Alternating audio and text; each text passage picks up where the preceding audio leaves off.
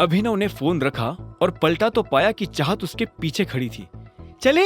हाँ, नहीं, तुम एक मिनट यही रुको, मुझे थोड़ा काम है, मैं वो निपटा कर आता हूं, अभिनव ने कहा। और इससे पहले कि चाहत कुछ कहती, अभिनव वहां से निकल गया।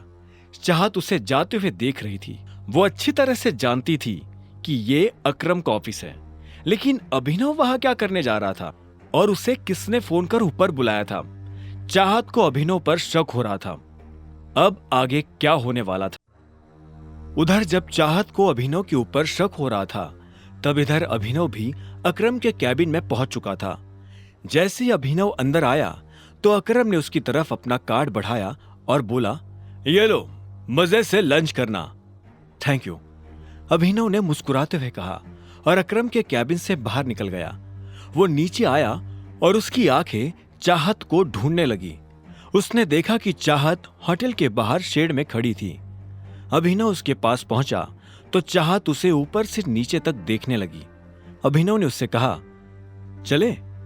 दोनों होटल के अंदर दाखिल हो गए और एक टेबल पर जाकर बैठ गए।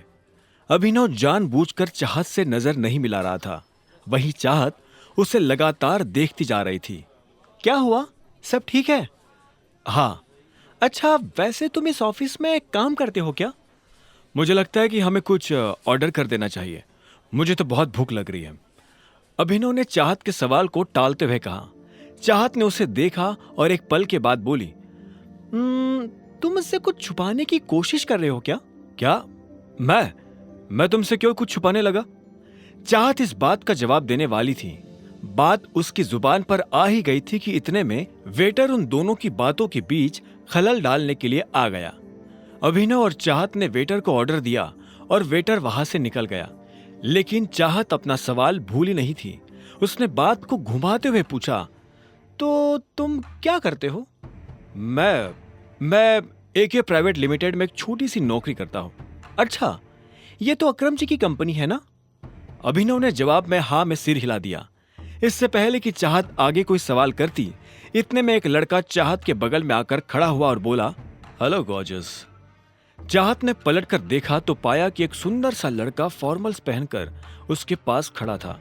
जैसे उसकी नजर चाहत से मिली तो उसने कहा, यू आर सो ब्यूटीफुल। मैं आना तो नहीं चाहता था, लेकिन मेरा मन नहीं माना। क्या मैं तुम्हें एक बढ़िया सी ट्रीट ऑफर कर सकता हूं? उस लड़के ने कहा। उसकी आंखों में एक शरारत भरी मुस्कान नजर आ रही थी। चाहत उसकी नीयत समझ चुकी थी और अभिनव को भी यह समझ आ गया था कि वो किस नीयत के साथ यहां खड़ा था। ऐसे में उसने भी लड़के को टालने के लिए गंभीरता से कहा, तुम्हें नजर नहीं आ रहा? वो पहले ही मेरे साथ डेट पर है। उस आदमी ने अभिनव की तरफ देखा और बोला, ओह अच्छा, मुझे तो लगा कि तुम इसके छोटे भाई हो। पर चलो, अब जब तुमने बता ही दिया है कि तुम इसके साथ डेट पर आए हो, तो मैं तुम्हें बहुत प्यार से कह रहा हूं, निकल लो।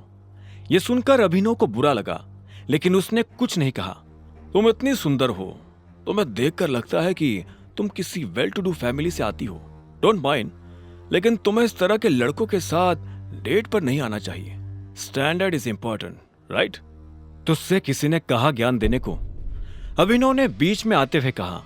उस लड़के ने अभिनव को घूरते हुए देखा और फिर से चाहत की तरफ देखकर बोला, तुम प्लीज मेरे साथ आओ, ट्रस्ट मी, मैं तुम्हें कोई प्रॉब्लम नहीं होने दूंगा। तो इतने में अभिनव अपनी जगह पर खड़ा हुआ और उसने उस लड़के का कॉलर पकड़ लिया। अरे अरे, ये क्या हो रहा है? अरे ये क्या कर रहे हो? छोड़ो उसे। हर कोई अभिनव की इस हरकत को देखकर हैरान हो गया। अभिनव को भी एहसास हुआ कि उसने लड़के को कुछ ज्यादा ही पीट दिया था। ऐसे में उसने हाफते हुए उसे छोड़ दिया। वो लड़का खड़े रहने लायक भी नहीं बचा था। अभिनव को जब होश आया तो उसने उस लड़के को ऊपर से नीचे तक देखा तो उसे बहुत बुरा लगा। वो ऐसा कुछ करना नहीं चाहता था, लेकिन अगर वो ये नहीं करता तो वो लड़का चाहत को परेशान करता रहता। अभिनव पलटा और चाहत को देखने लगा। चाहत दूर खड़ी होकर मुस्कुरा रही थी। उसकी मुस्कान में अभिनव को एक तरह की शांति नजर आ रही थी। अब उसे डर नहीं लग रहा था। तभी अभिनव के कंधे पर पीछे से एक हाथ आया और उसने अभिनव के कंधे को कसकर पकड़ लिया। अभिनव ने पलटकर देखा तो पाया कि वही लड़का उसे मारने के लिए खड़ा था, पर इससे पहले कि वो अभिनव पर हाथ उठाता, अभिनव ने उसे कोहनी से झटका दिया और वो नीचे गिर गया। हर कोई अभिनव के फोटो खींच रहे थे, उसकी वीडियो बना रहे थे। अभिनव को ये देख अच्छा नहीं लग रहा था, उसे ये सब अजीब लग रहा था। वो यहाँ से निकल जाना चाहता था, पर इससे पहले कि वो निकल पाता, इतने में पीछे से आवाज आई। क्या हो रहा है यहाँ? ये कोई मछली बाजार नहीं है, एक रेप्यूटेड होटल है। ये आवाज और किसी की नहीं बल्कि होटल के मैनेजर की थी।